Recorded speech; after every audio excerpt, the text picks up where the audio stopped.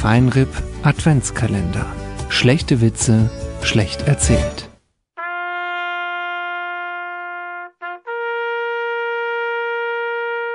Tag 9.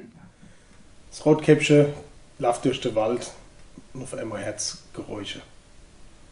Es raschelt und dann geht sie hinter das Gebüsch und guckt, was da ist. Und das Gebüsch weg. Auf einmal sieht sie den Wolf. Meint, Wolf, wieso hast du so große Haare? Dann sagt der Wolf, hau ab, nicht Monru Kackekammer.